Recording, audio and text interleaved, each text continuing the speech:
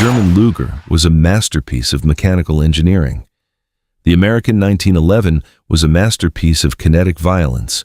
One was built to display rank, the other was built to stop a man's heart, instantly. October 8, 1918. The Argonne Forest is a hellscape of shattered trees and poison gas. German Lieutenant Paul Wollmer, a veteran shaped by Prussian discipline, finds himself in a situation that no military academy could prepare him for.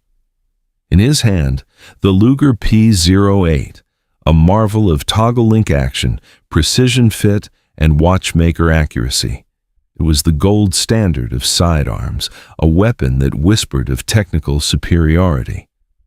Wollmer saw an American corporal charging through the fog.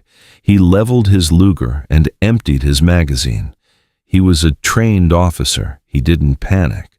But the fog, the mud, and the sheer adrenaline of the American meant that every shot missed or failed to connect. The American didn't fumble. He didn't hesitate. He drew a weapon that was heavier, uglier, and louder than anything Wollmer had ever seen. This was Corporal Alvin York. As a bayonet charge of 6 Germans rushed him from downslope, York didn't use a rifle. He drew his M1911 and applied the turkey method he'd learned in the Cumberland Hills of Tennessee. He shot the man in the back of the line first, then moved forward. Why?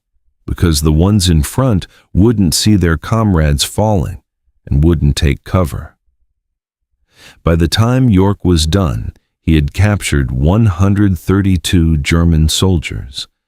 Wollmer could only stare at his Luger, a precision instrument that had just failed the only test that mattered: survival. To understand the German fear, we have to analyze 2 diametrically opposed philosophies of warfare. By the early 20th century, Germany had the most sophisticated officer sidearm culture on earth. The Luger, and later the Walther P-38 and PPK, were designed for the officer class. In the German doctrine, an officer was a manager of violence, not a direct participant. They directed combat from the rear or from command posts. A pistol was a symbol of authority, a mark of rank, and a tool for self-defense at very close range.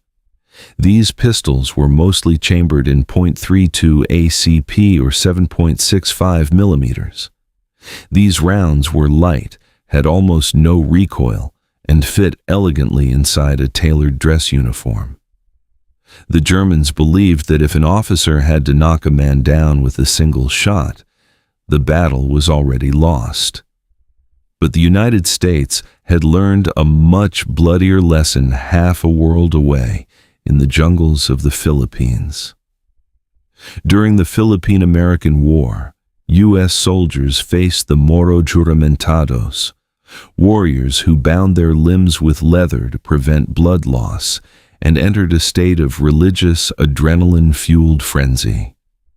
The standard issue .38 caliber revolvers were a disaster.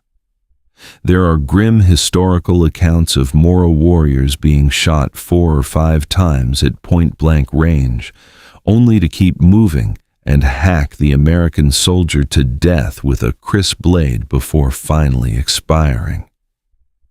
The .38 rounds would pass through the body, but they lacked the shock effect.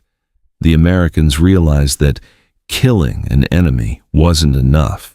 You had to stop them before they could close the distance. In 1904, the U.S. Army had seen enough. They demanded a sidearm that provided what they called stopping power. Colonel John T. Thompson, the man who would later give his name to the Tommy gun, and Major Louis Lagarde conducted the infamous Chicago Stockyard Tests. They fired 10 different calibers into live cattle and human cadavers to measure internal damage and immediate trauma. Their conclusion was brutal and decisive. The only safeguard is a well-directed rapid fire from nothing less than a .45 caliber weapon. This requirement was sent to the legendary John Moses Browning.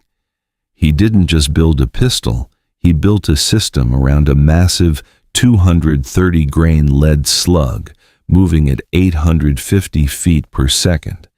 It was the M1911. During the Army's grueling adoption trials, the 1911 fired 6,000 rounds without a single malfunction. Its closest competitor, the Savage, had 37 stoppages. Browning's creation wasn't elegant. It was a sledgehammer made of steel. It was designed for a world where eventually wasn't an option. It was built for the moment everything else fails. Why did the .45 ACP strike such fear into German officers? Let's look at the cold, hard physics. A standard German .32 ACP bullet weighs roughly 70 to 73 grains. The American .45 ACP weighs 230 grains. That is more than triple the mass.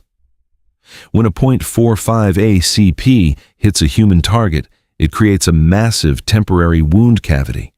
It doesn't just pierce, it dumps all of its kinetic energy into the body instantly.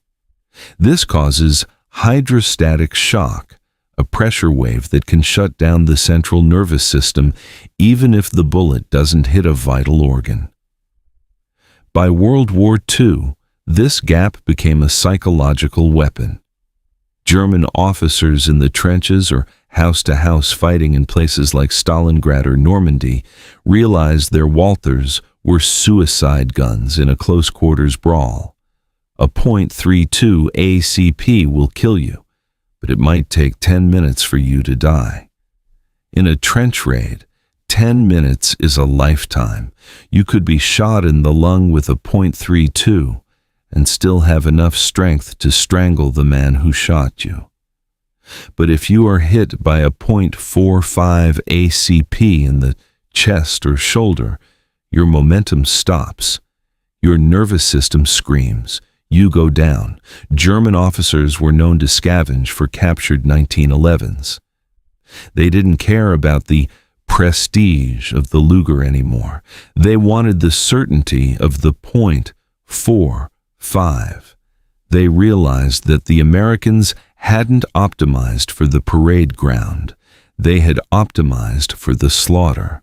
By the time the guns fell silent in 1945, the M1911 had become a legend that exceeded its own mechanical design.